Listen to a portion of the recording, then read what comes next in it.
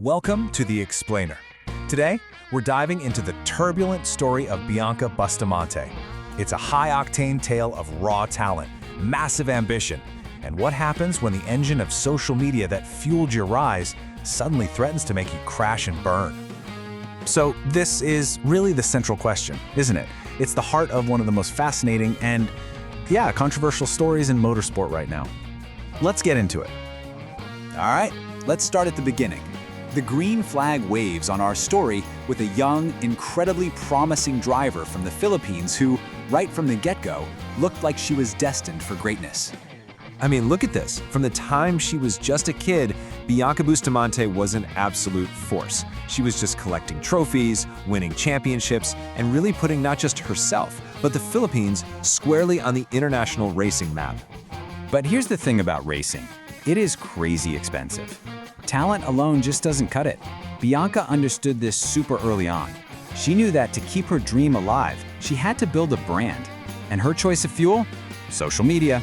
And boy, did she build that brand. She amassed this massive online army with a following that absolutely dwarfed most of her competitors. And with that kind of reach, the big sponsors, we're talking McLaren, Google, they came knocking. And this wasn't just about likes and follows. No, this translated into serious, real-world influence. It made her one of the most commercially powerful young athletes on the entire planet. But as her brand was hitting top speed, a yellow flag started to wave over her actual performance on the track.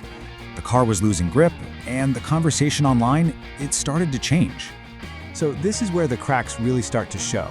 You can see her results here in the single-seater championships, that incredible forward momentum she had. It just began to stall out. And that's when fans and critics started asking, is her focus really on the racing?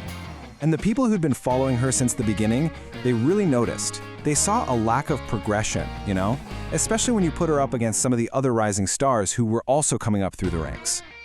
Okay, now this slide is really fascinating because it shows the huge disconnect. Bianca's social media reach was just exponentially bigger than her rivals. But at the same time, those same rivals were getting props for improving on the track. This huge gap is what started that whole debate. Was she an industry plant, chosen more for her marketability than her raw talent?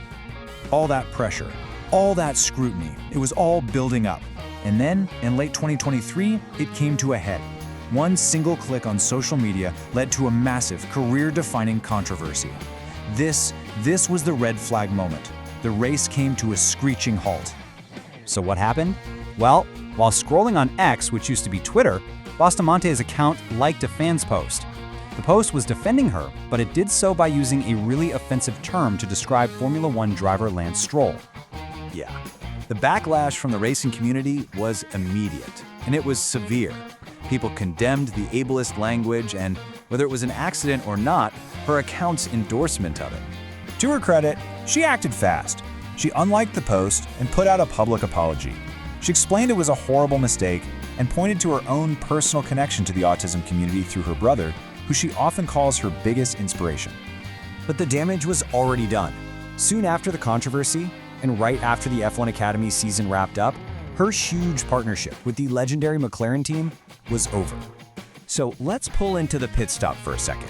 It's time to assess the damage from that crash and figure out what the road ahead looks like for her now. This right here perfectly sums up the core problem. On one side, you have this world-class global brand. And on the other, you have a set of on-track results that just really struggle to live up to all that hype the brand had created. And for a lot of critics, this was the real issue.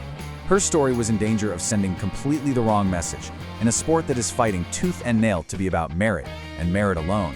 It suggested that maybe your image was more important than your performance. But her racing career is far from over. After parting ways with McLaren, she has absolutely kept racing. She's taken on new, tough challenges and has already secured a seat for the 2026 season. It really proves she's determined to keep fighting on the track. And if you listen to her own words, she's still laser-focused on improving. She's using all these tough experiences as fuel, as motivation, to come back stronger, right where it matters most, on the racetrack. Which really leaves us with this one big question. What does Bianca Bustamante's wild ride tell us about the future of sports, about fame, and about the crushing pressure to perform not just on the track, but online too?